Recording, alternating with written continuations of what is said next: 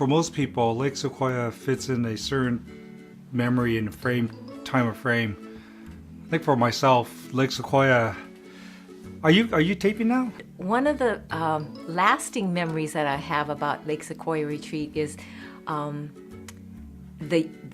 leadership development of the young people who were leading it. I was there in the late 70s, and I think LSR was just coming out of this kind of revolutionary period. The Niseis were kind of easing out. At the beginning, there was still Reverend Ozaki would be there doing his basket weaving and his calligraphy, but it was very much the rise of the Sansei. I think it's really the first experience for many young people for their experience of community. You share so much during that 1 week. You get to know people, so much more in depth in that 1 week than, people that you might take years to get to know to kind of that level. And so I think that's a big part of what makes LSR special. I just remember the glittery water and how beautiful and serene it was up at Lake Sequoia. We really did feel like we were one with nature and with God. I think a lot of it is that coming of age experience where, all of a sudden you just begin to find a part of yourself that's that you didn't even know you had because you had never been away. The first year I went, it was the age group of Maurice Tatsuno, Roger Morimoto, Paul Osaki, and there's several others. And it was just so fascinating. They were in college, and I think it was before Roger knew that he was going to go into the ministry, and just how that they were developing their leadership skills and how all of these things, the music, the leadership development were a part of being able to really explore their own faith and their calling. When I think of certain people, I didn't know they went to camp or they went to Lake Sequoia. But when you find out that they did, there is another level of connection.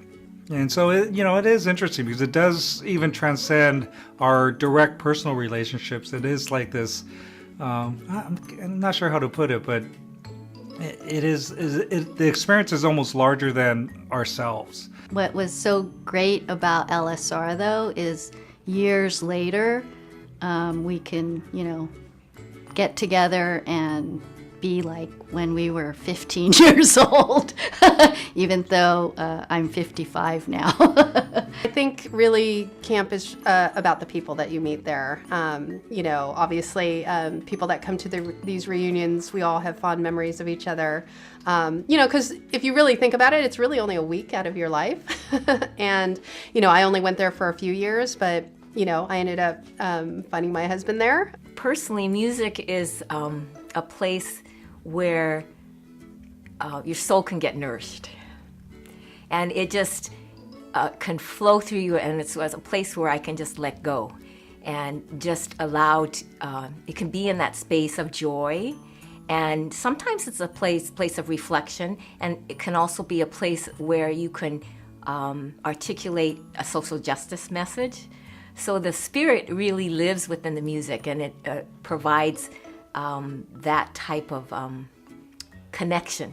The first 2 years that I attended Lake Sequoia, it was at Camp Gualala. So I actually didn't know anything different. That was my first experience of LSR, although I didn't make the connection at the time that it was called Lake Sequoia, but we were nowhere near a Lake Sequoia. I think that's what's really special about the whole Lake Sequoia experience, whether it was up at the lake or at some of the other campsites and locations.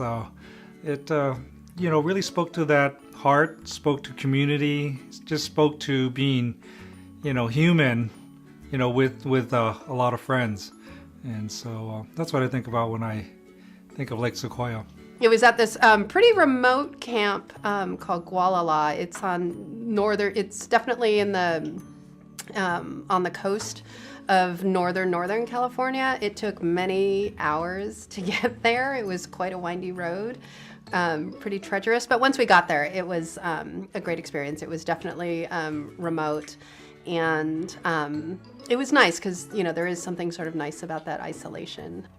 I think what it meant to me more than anything was the sense that for a week out of every year, you would be pulled out of your regular life and you would just have time to commune with God, to commune with nature.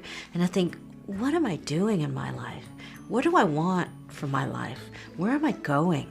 I remember thinking so poignantly that what am I going to do when I'm like old and I can't go to camp anymore? And how am I going to figure out my life then? And it's kind of true. I think we could still use a week in the woods talking with our best friends about our beliefs and what we wanted and who we were, and just exploring that part of ourselves. I miss that.